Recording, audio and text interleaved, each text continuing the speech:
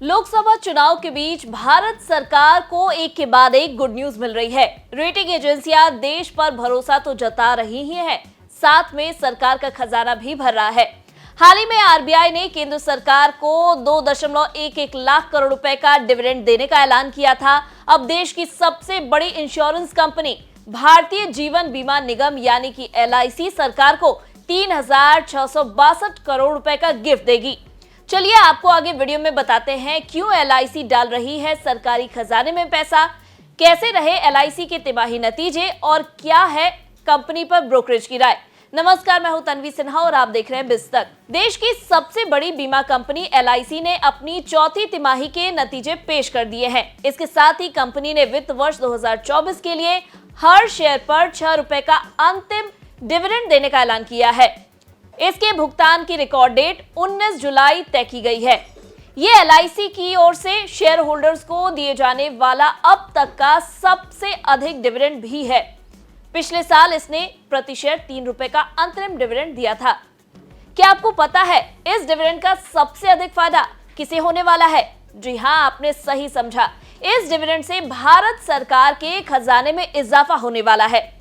अब आपका सवाल होगा कि लेकिन वो कैसे? तो बता दें, भारत सरकार LIC की सबसे बड़ी शेयर होल्डर है। भारत सरकार की LIC में 96.5% हिस्सेदारी है। ऐसे में अगर कैलकुलेट करें तो भारत सरकार को LIC से कुल 3,662 करोड़ रुपए का डिविडेंड मिलेगा। ये पहली बार नहीं है जब LIC में सरकार का सबसे बड़ा शेयर होल्डर उनके लिए फायदे का सौदा रहा है। इससे पहले भी सरकार को कंपनी से डिविडेंड के तौर पर करोड़ों रुपए मिलते रहे हैं। हालांकि इस बार सबसे ज्यादा डिविडेंड का ऐलान हुआ है। ऐसे में सबसे ज्यादा अमाउंट सरकार को मिलने वाला है।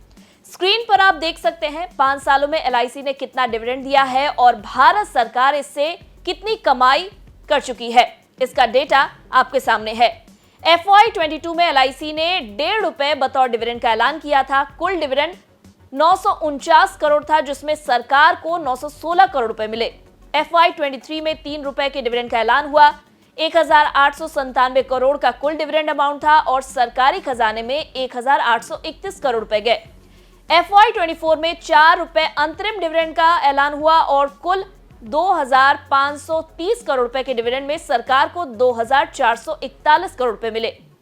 FY 24 में फाइनल डिविडेंड 6 रुपए का है और 3,795 करोड़ रुपए के टोटल डिविडेंड में 3,662 करोड़ रुपए सरकार को मिलने वाले हैं।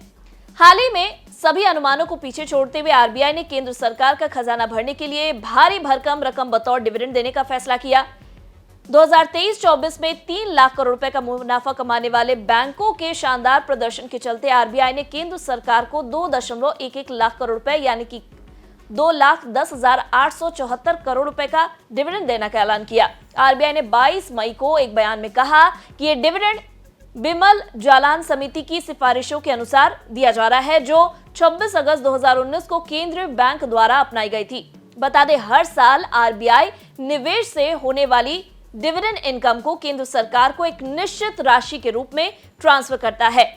पिछले वित्त वर्ष में केंद्रीय बैंक ने केंद्र को डिविडेंड के तौर पर 87,416 करोड़ रुपए दिए थे, लेकिन इस साल की राशि कुछ हद तक सबसे बड़ी है और वित्त वर्ष 2023 की तुलना में 141% अधिक है। आप अंदाजा लगा सकते हैं कि लोकसभा चुनाव के बाद आने वाली सरकार को इस डिविडेंड से कितनी मदद मिलेगी। आरबीआई और LIC से मिल रही इस राशि से सरकार को अपना वित्तीय घाटा कम करने में मदद मिलेगी, साथ ही नई योजनाओं में खर्च करने में भी मदद मिलेगी। यही नहीं, इस रकम मिलने से भारत सरकार को विनिवेश यानी कि डिसइन्वेस्टमेंट के लक्ष्य से चूक जाने के बाद रेवेन्यू कलेक्शन में आई कमी की भरपाई करने का मौका मिलेगा। इसके साथ ही सरकार की जल कल्याण योजनाओं के लिए फंड जुटाने का मौका मिलेगा। बता दें, LIC ने सोमवार को अपने मार्च तिमाही के नतीजे जारी करते हुए डिविडेंड का ऐलान किया था। चौथी तिमाही में बीमा कंपनी का नेट प्रॉफिट 2% बढ़कर 13,763 करोड़ रुपए रहा है। कंपनी को वित्त वर्ष 2023 की समान तिमाही में 13,428 करोड़ रुपए का नेट प्रॉफिट हुआ था। पूरे वित्त वर्ष 2024 में LIC का शुद्ध मुनाफा 40,676 करोड़ रुपए रहा, जो पिछले वित्त वर्ष की इसी तिमाही में 36,397 करोड़ रुपए था।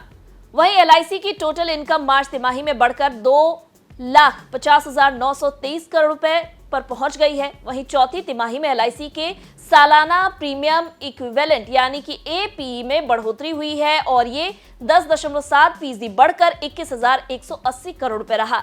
हालांकि एलआईसी के न्यू बिजनेस में 1.6% की गिरावट आई है। ये पिछले वित्त वर्ष के 3,704 करोड़ रुपए के मुकाबले वित्त वर्ष 2024 की चौथी तिमाही में 3,645 करोड़ रुपए ही रहा है।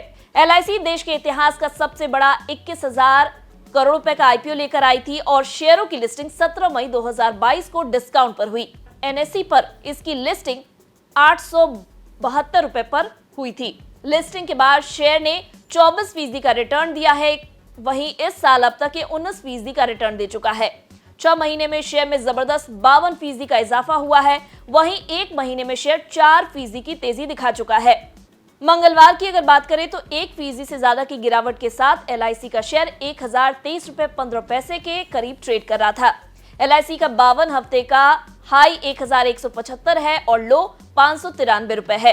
तिमाही नतीजों के बाद ग्लोबल ब्रोकरेज हाउस सिटी ने एलआईसी पर खरीदारी की सलाह दी है। साथ ही प्रति शेयर टारगेट 1,295 रुपए रखा है। वहीं जेपी मॉर्गन ने एलआईसी पर 1,340 रुपए के टारगेट के साथ ओवरवेट की रेटिंग बनाए रखी है। इस वीडियो में हमने जो जानकारी दी वो आपके नॉलेज के लिए थी। हम आपको किसी भी कंपनी के शेयर में निवेश करने की सलाह नहीं देते हैं। बेहतर होगा कि आप जब भी निवेश करें तो वित्तीय सलाहकार की राय लेने के बाद ही करें।